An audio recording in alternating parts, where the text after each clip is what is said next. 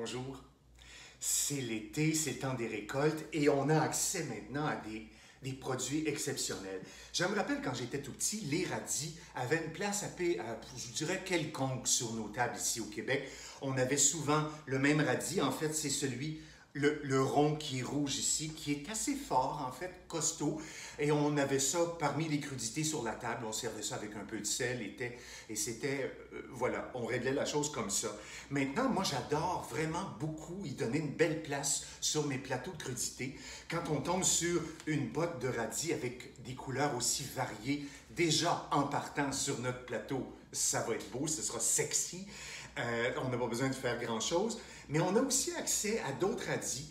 Celui-ci, le plus allongé, pour ceux qui aiment moins, en fait, le goût fort ou le goût, l'amertume du radis, allez-y avec le radis qu'on appelle le radis français, qui est plus allongé. On le voit bien, là. Il est plus allongé, comme ça, et beaucoup moins fort, très croquant aussi. Et vous savez que vous allez ajouter, en fait, un côté croquant si vous les faites tremper dans de l'eau glacée avant. Et vous pouvez même vous amuser à en faire des fleurs. Moi, j'étais tout petit, tout le monde connaît ça en fait, mais peut-être qu'une certaine génération ne le sait pas. Alors, quand on arrive avec de beaux radis comme ça que j'ai coupés en fleurs, c'est vraiment hyper simple. On prend notre radis. Je lui coupe toujours, quand je viens pour le présenter, le radis, je lui garde toujours le petit côté ici. Il y a quelque chose de la queue, j'en garde un tout petit bout parce que il y a quelque chose de plus, je sais pas, on a l'impression d'être plus proche de la récolte, plus proche du champ, du producteur. On a vraiment le légume entier comme ça. Pour faire mes petites fleurs, je vais retirer le petit bout qui dépasse ici, là, que j'enlève.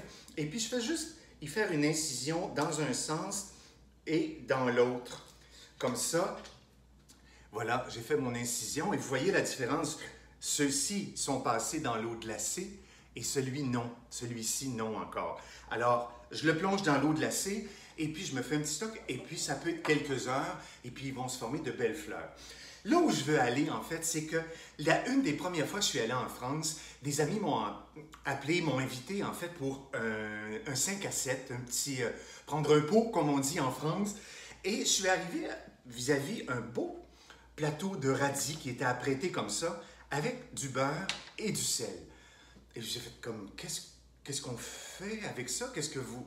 Ben, tu connais pas les radis beurre? Ben, j'ai dit, non, je connais pas les radis beurre. Donc, j'ai dit, on va y goûter. Et c'est aussi simple que des radis, un peu de beurre et de la fleur de sel.